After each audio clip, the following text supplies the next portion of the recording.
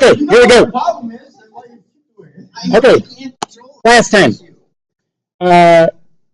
So we have talked about, well, what are we on? We're on macroscopic deformations.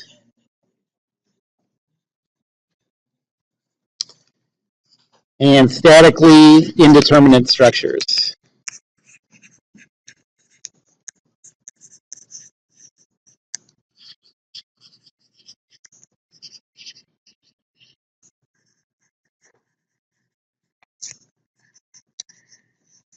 And so we started out with tension and compression.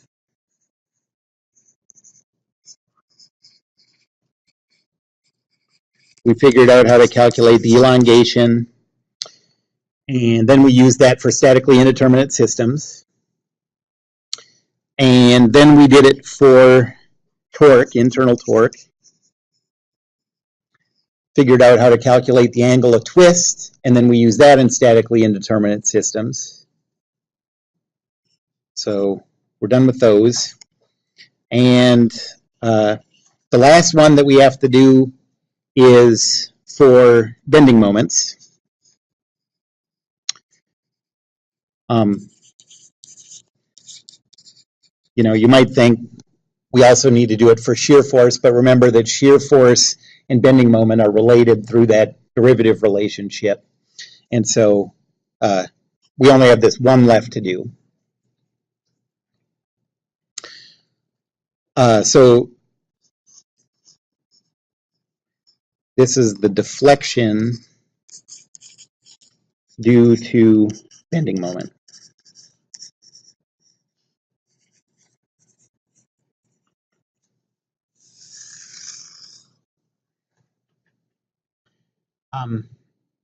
And for this, we're going to use the theory of elastic beams.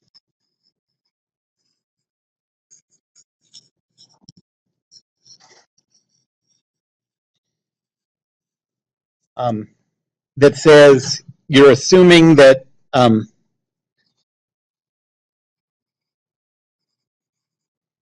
length of the beam is much larger than the thickness.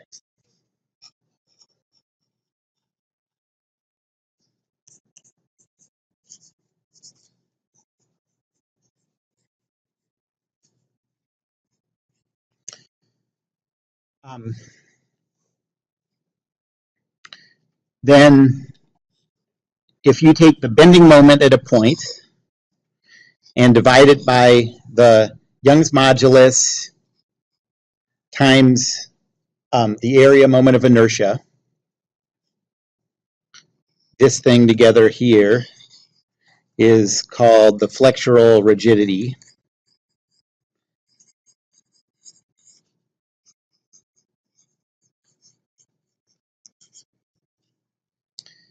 Then that has to be equal to the curvature of the beam at that point.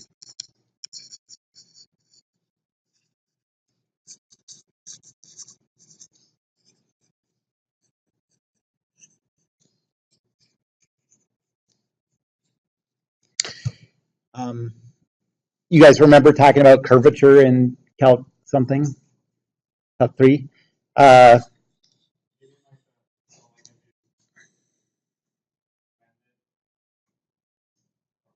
Yes, that's right. And so the curvature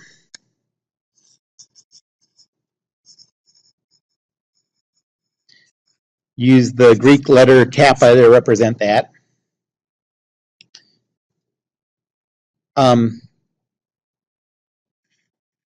Let's say of a function parametrized by arc length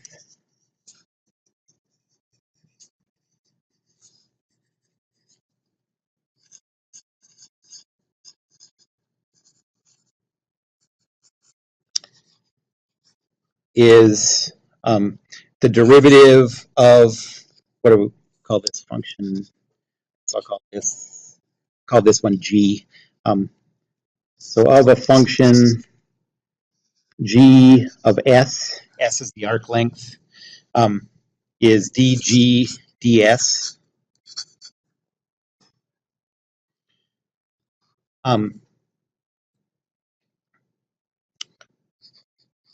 For us, though, we're going to be dealing with functions of the horizontal position x. So the curvature of a function f of x is this really ugly expression. It's equal to the absolute value of f prime, f double prime, sorry, absolute value divided by the quantity 1 plus the absolute value of f prime squared, all to the 3/2 power. Okay, well, it'd be nice if we were doing it in terms of arc length, obviously, but we're not. So that's this messy thing. But the good news is, okay, so this is a mess, but notice what happens if f prime of x stays close to 0. If f prime of x is close to 0, you can approximate the curvature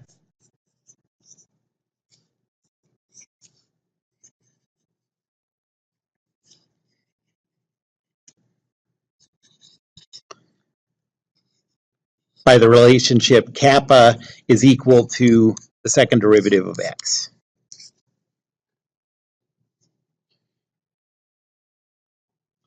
So, I mean, just look at this this function. What happens? This is close to, if this is reasonably close to 0, then you square it and it gets closer to 0. Like say this is equal to 1/10 or something. You square 1/10, you get 1/100th, and so this, the denominator, gets really close to 1, and then you just have the second derivative on top divided by 1. No, so I guess that is the that's the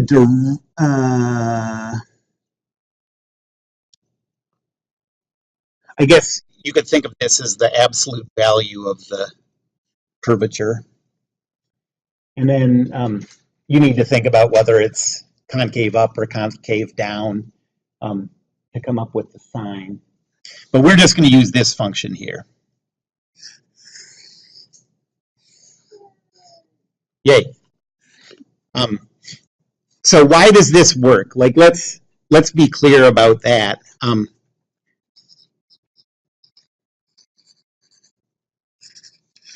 Because I think this sort of helps understand what this function is that we're talking about, sort of. Why can we assume f prime of x is close to 0?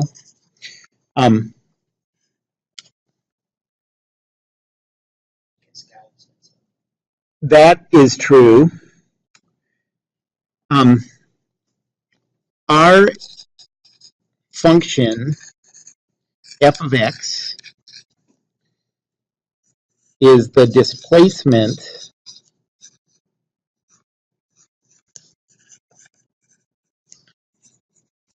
of the beam from its reference location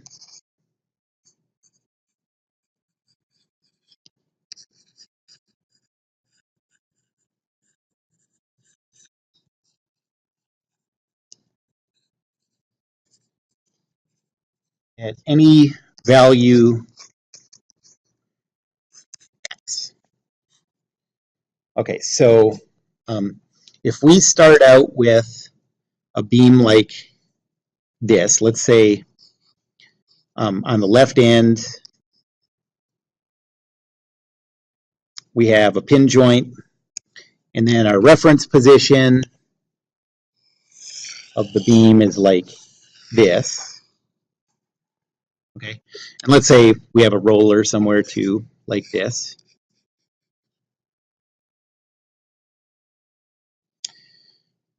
And now the beam is deformed.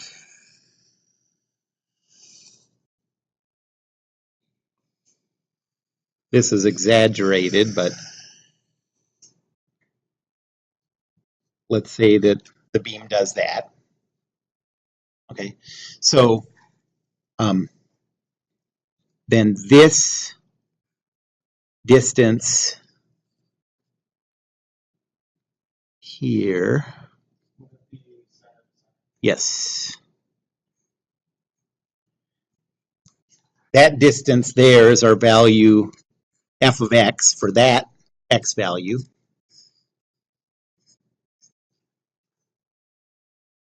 Okay, and so if we're starting out with a beam that's horizontal, like we're always doing with these beam problems, what does that f prime of x represent?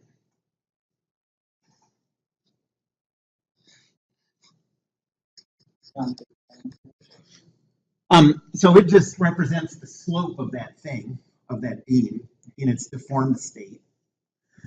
So f prime of x is the slope of the beam, location x.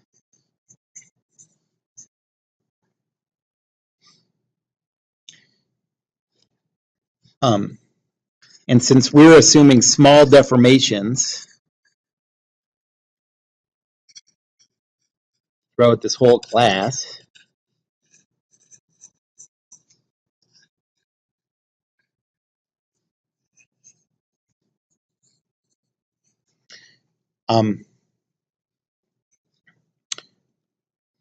the slope stays close to zero.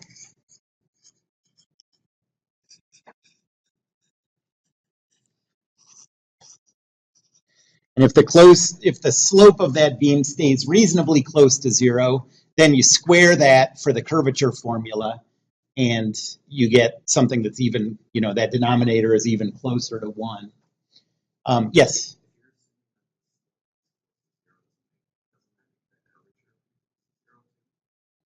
Well, we can assume that, no, not necessarily. But it does sort of depend on where, like, I guess it is just sort of like a matter of like degree or something. I think probably the easiest way to make sense out of that is just because of this square, this could be reasonably close to zero, but this is close to zero squared, Also, you can have, for most of this class, we've been assuming that deformations are small, like small enough that the strains are pretty small, But if you have a single beam, well, let's think about this sheet of paper, Right now, every point on this piece of paper has a small strain, but the slope of this paper is not small, and we wouldn't be able to make this assumption. So we're sort of taking the fact that we're dealing with, in a sense, what we're saying here isn't like a mathematical assumption. It's an assumption based on like the engineering materials and shapes of engineering beams that we're going to be using. You just know, like, if you're using I-beams or something, a big steel cantilever post coming out of a wall, that slope it's not going to dip down very much. It's not really mathematical certainty, but we're going to make that assumption. And we're glad we can make that assumption because it simplifies the math. Okay. So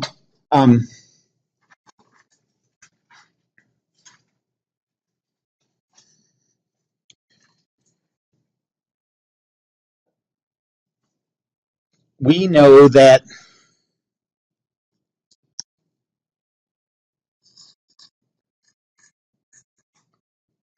that function x, that function f of x is the deflection, and I guess we're going to use lowercase v to indicate deflection.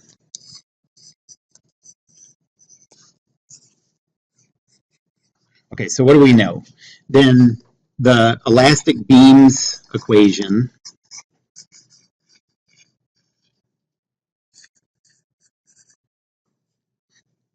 says the deflection double prime is equal to the bending moment divided by EI. And this has to hold 3x value.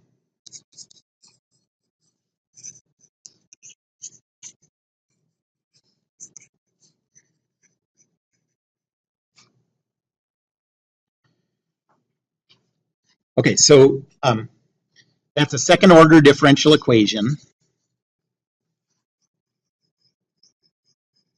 Second order ordinary differential equation that we can solve by separation of variables.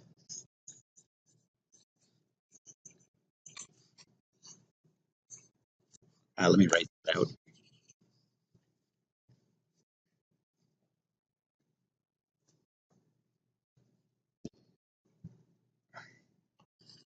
Separation of variables.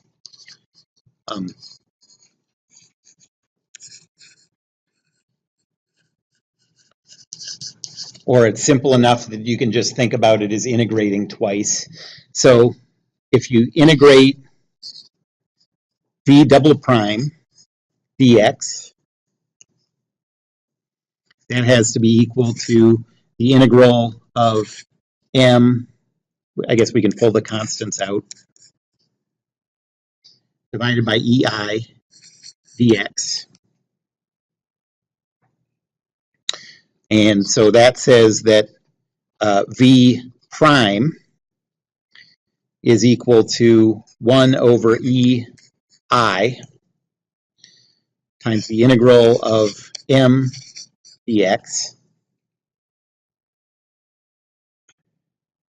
And then integrate again, and v is equal to 1 over ei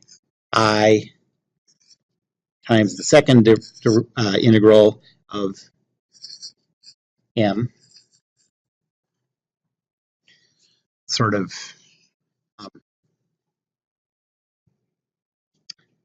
it's a simple thing to do. When we put numbers to it, it'll be simple. Here it looks sort of messy. But what happens when you take two integrals of something? This is going to have two constants of integration.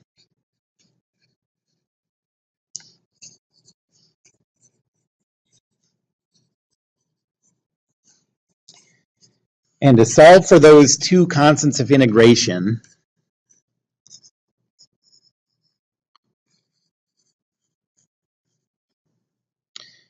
we're going to use the boundary conditions.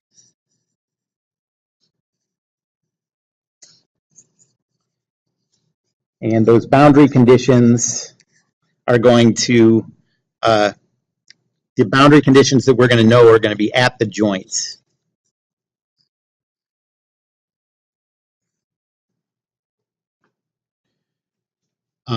So we're going to be dealing with two types of joints.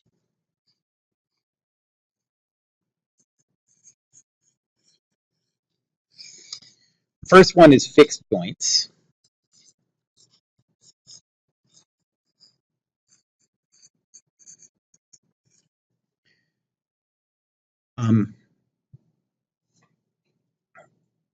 And so at an x value,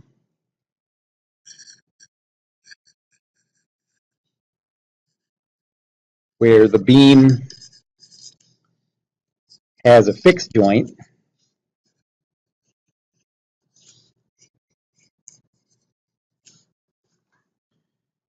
the deflection at that x has to be equal to 0. That's saying that if you, well, I don't have a picture of a fixed joint here. I have a pin, but it works this for the deflection. It works the same as at the pin. This beam being attached to that pin says that right at that location, that beam can't move at all. You know, if you move away from the pin, these all have non-zero deflections, but at the pin, that deflection is fixed. Okay, so that's how at a fixed joint we know that V is equal to 0. But at a fixed joint, we know something else too. At this pin and this roller, we don't know anything about the slope. And you can see that pretty clearly the way that I have it drawn here. You know, here the slope is positive at this pin joint. Here the slope is negative. But if you have a fixed joint, not only is the deflection set to 0, but the slope is also set to 0 at that location. So V prime also has to be equal to 0. Okay, so let me draw that. So let's say that we have a cantilever beam, and that initially the beam has this shape. Okay. Then under deformation, the location of this beam and its slope have to stay that way. Then after that, it can do whatever, you know. Yeah, that's very exaggerated, and we wouldn't be able to assume that V prime is equal to 0 there. But right at the wall, we have V equals 0, and V prime is equal to 0.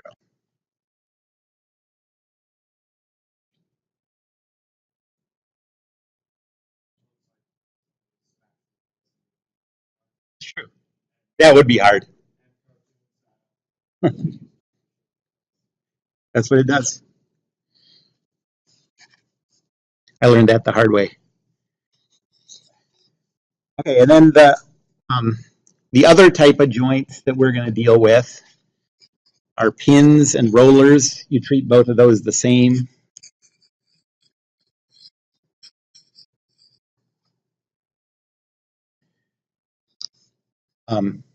At those, we just know that the deflection is equal to 0. We don't know anything about the slope. So, like in the example that I drew at the start, if you have a pin and a roller, and originally the beam has a shape like that, then after the deformation,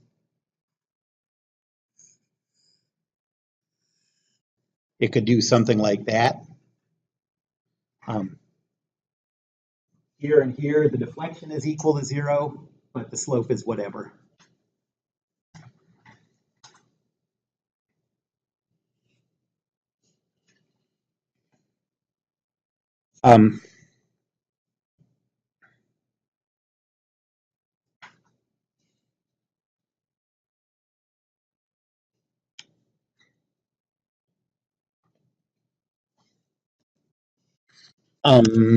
Okay, there is one more thing that we're going to have to deal with, and that is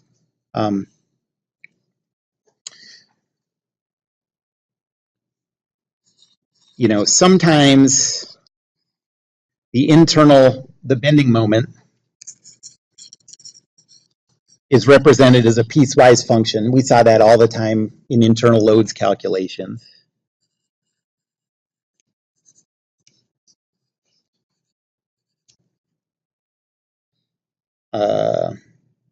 Is a piecewise function.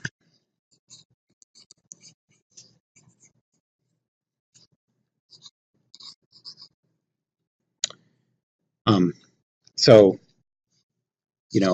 m of x, for example, could be equal to negative 500 x for x between 0 and 2, and then 500x minus 800 for x between 2 and 3 or something.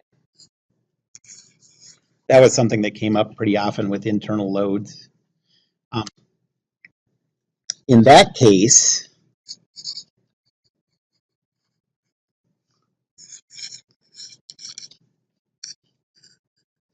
at the, call it the seam,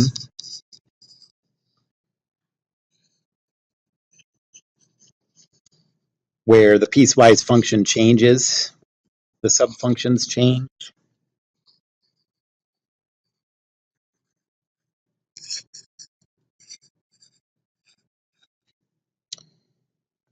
Two things have to happen. First, the deflection using the subfunction from the left has to equal the subfunction coming from the right. That means that the beam, there's no discontinuities in the beam.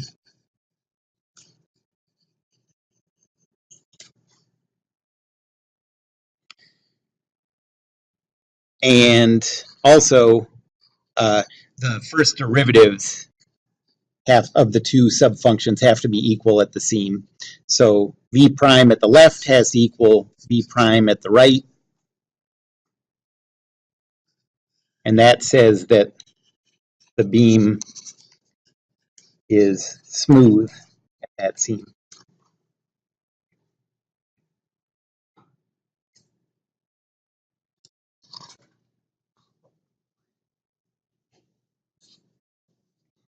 Anybody have any questions yet?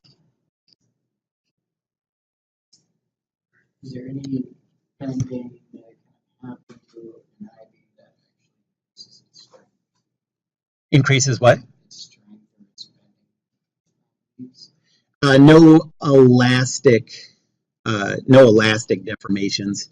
I don't know what happens once you get into the plastic range. I think there is some stuff like that, but for what we're interested in this class, no.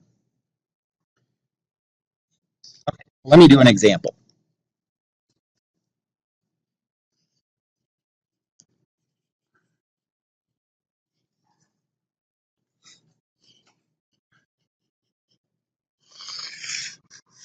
So let's say we have a cantilever beam, and it has a uniform distributed load.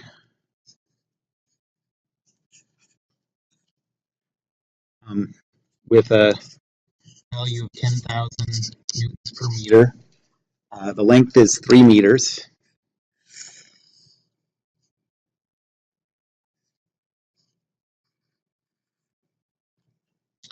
And we want to calculate the deflection as a function of x.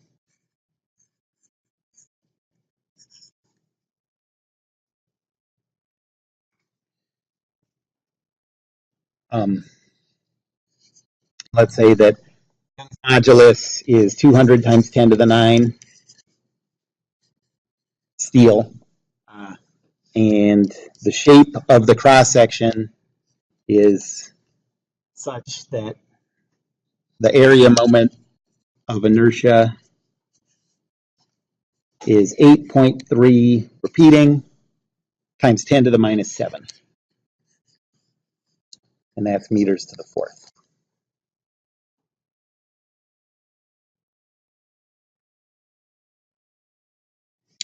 And let's calculate this, and then let's use it to figure out what's the total deflection at the right end.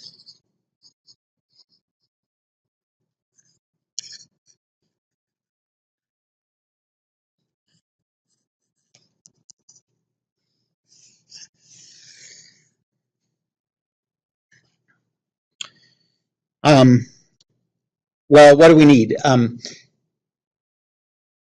All of this depends on knowing the internal bending moment as a function of x. So we have to calculate the external loads at the fixed joint, and then calculate the bending moment as a function of x, and then work from there. Then we start doing the integration and stuff. So first, free body diagram of the whole beam.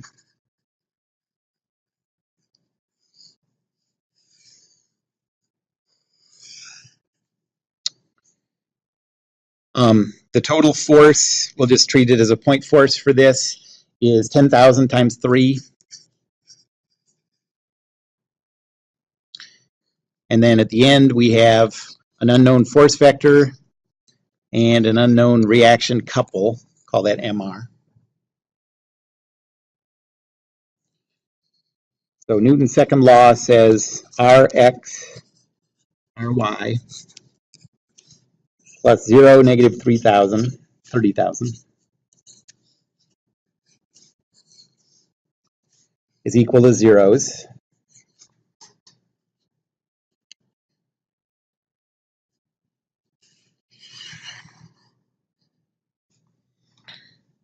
So this force vector R is equal to 0, positive 30,000.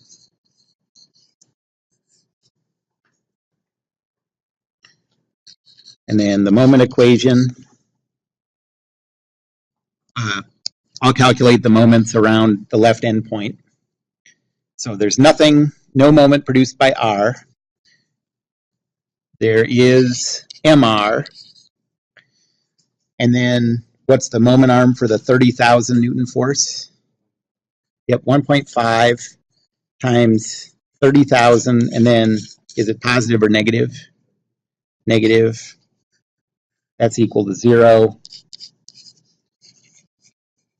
That reaction couple is equal to positive 45,000. The force is newtons. This is Newton meters.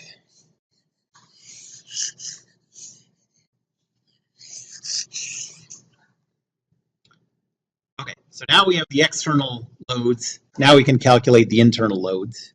And all we're doing this for is to get the bending moment function.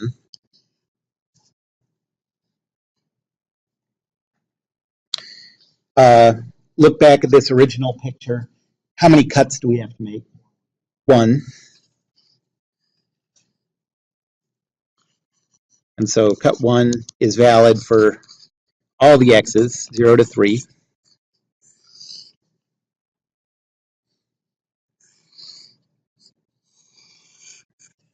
So over here we have an upward force of 30,000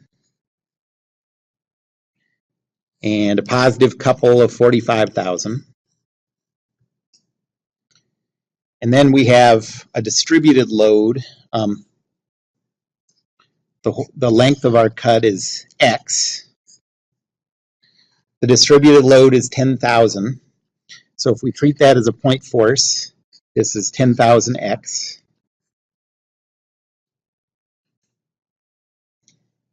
And our internal loads, T, V, M.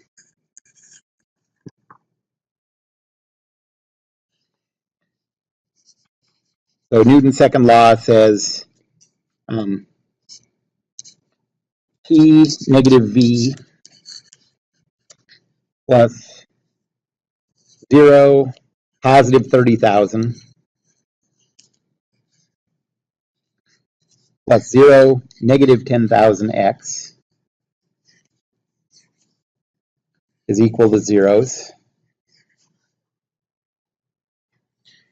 So T is equal to 0. V is equal to negative 10,000 x plus 30,000.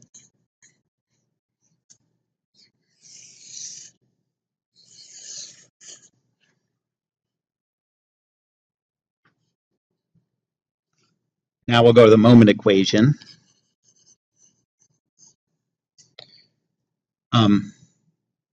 Our about point is at the left end point again. So we have the couple of positive 45,000. We have the 10,000 x force with a moment arm of x over 2. So x over 2 times 10,000 x. And is that clockwise or counterclockwise? Clockwise, so negative. And then plus m minus Vx is equal to 0.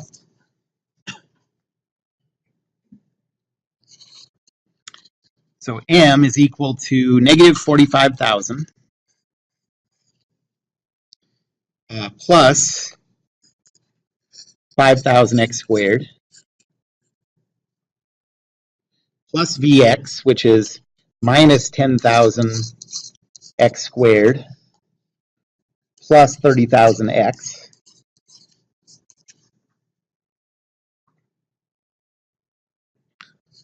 So M as a function of x is equal to, I guess I'll rearrange it as negative 5,000 x squared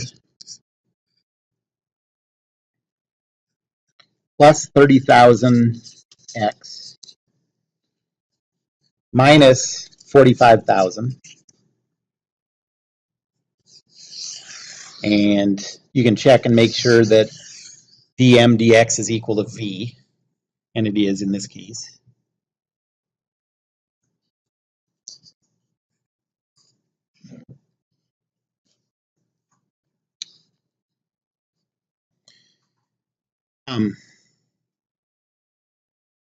Okay, so now we know that, so now we're going to calculate the deflection.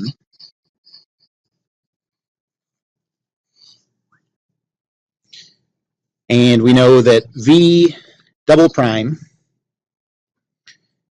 is equal to 1 over EI. I'll just leave it as a variable for now.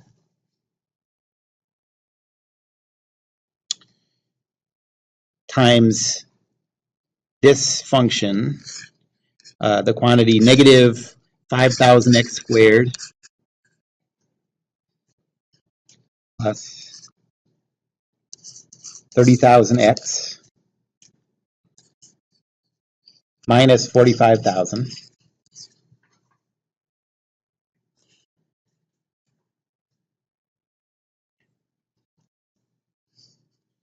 Rate that once, and you get v prime is equal to 1 over EI times the quantity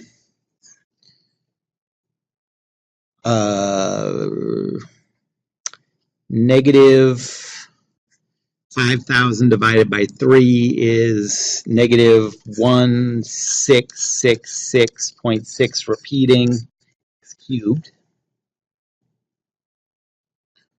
plus 15,000 x squared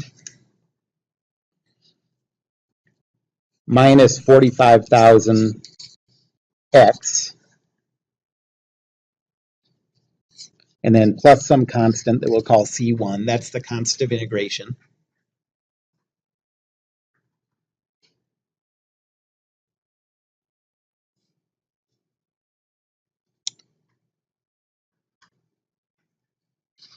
And integrate again, and you get that V, the deflection as a function of x, is 1 over EI times the quantity, what's that divided by 4? Okay, so negative 416.6 repeating x to the fourth plus 5,000 x cubed minus 20, what? Yep, x squared plus C1x plus C2. So now we have both of those two constants of integration, and this is the deflection as a function of x. And this is a true statement, but we just don't know what C1 and C2 are yet. You know, you can't debate this, but we'd like to know what those values are. All right, so now we want to use the boundary conditions.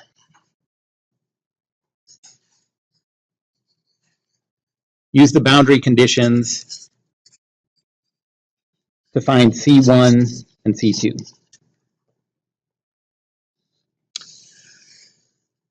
Well, what we know is, look back at the original picture, we have a fixed point at x equals 0.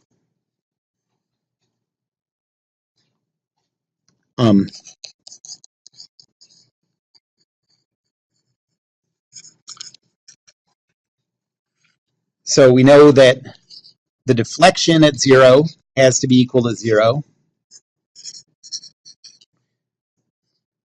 And v prime at x equals 0 has to be 0.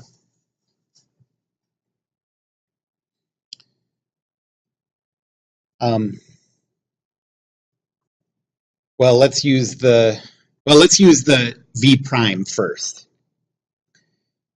So we have this expression right here for v prime.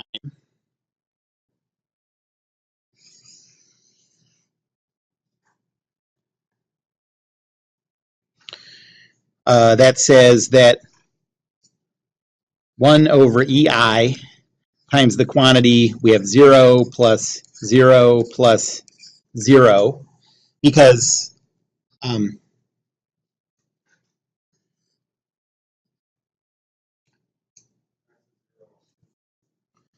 because we're plugging in x equals 0 to all these, so any polynomial terms are 0. And then we have plus 0 plus C2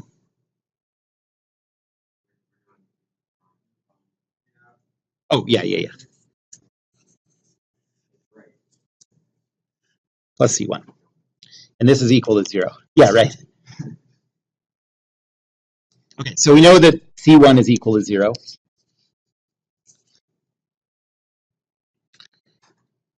And so now we can update what we know about our deflection function. So v of x is equal to 1 over EI times the quantity, negative 416.6 repeating, times x to the fourth,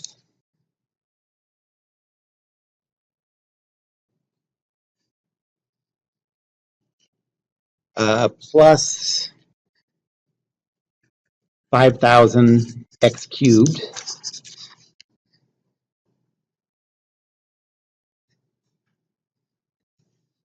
minus 22,500 times x squared,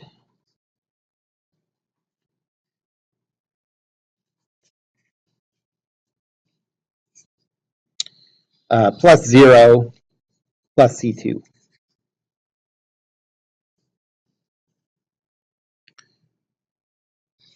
And now we'll use this deflection function and what we know about the deflection at x equals 0.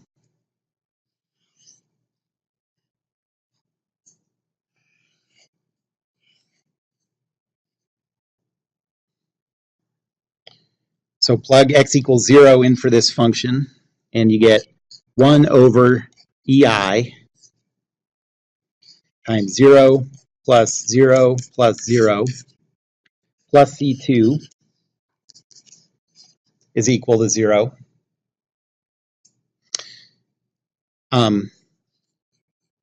So C2 has to be equal to 0.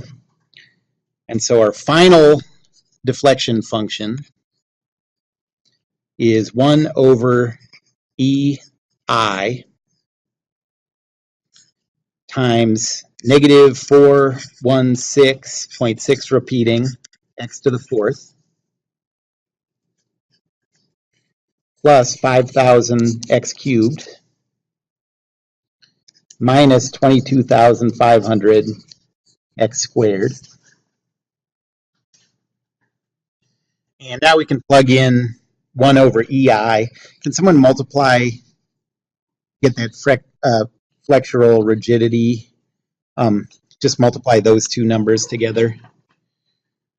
I guess 16.6 repeating times 10 to the 2, 1.6 repeating, I guess 1.6 repeating times 10 to the third.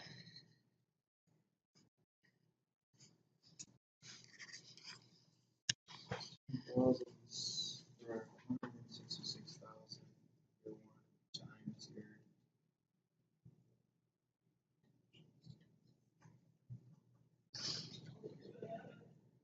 First one is negative 6.9.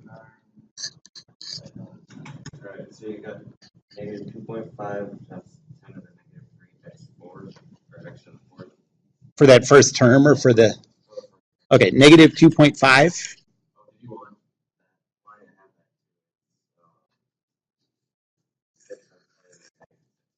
that? Okay, 6 times 10 to the minus 6. And then all these are just the, okay. So negative 416.6 repeating x to the 4th plus 5,000 x cubed minus 22,500 x squared. I'll just leave it like that. That's fine. Okay, so this is our final expression for the deflection.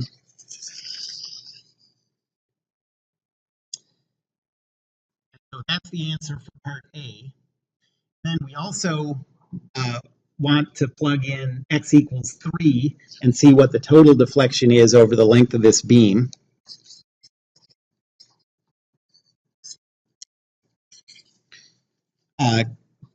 Could a couple people punch in those values and make sure the answers agree? So the deflection at x equals 3. Okay, well, that's a pretty big deflection.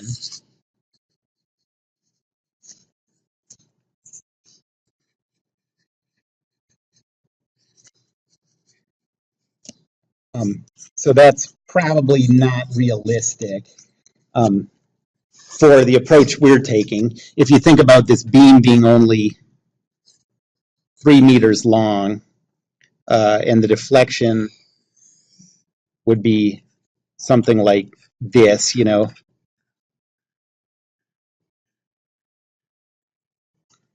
where this length is 3 meters.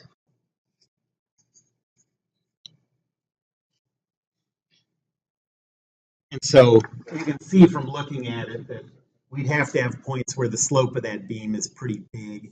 And so our assumptions wouldn't hold very well. So this isn't a great example of like a practical situation where you would trust these results. But that's the approach you would take. In a more realistic problem, or it's not that this problem isn't realistic, it's just that the method we used wouldn't work in this case. But if, what did I have initially? The distributed load was like 10,000 newtons per meter. If it was something more like 1 or 2,000, we'd get a much smaller deflection. That slope would stay close to 0 the whole time, and the results that we got would be trustworthy, Any questions about that? All right, so next time, really the last thing we have to do with statically indeterminate systems is figure out, next we'll use this for statically indeterminate systems like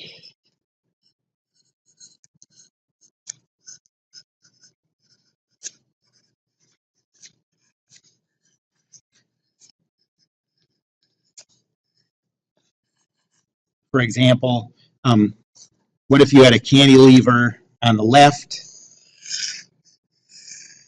and then another support somewhere like this?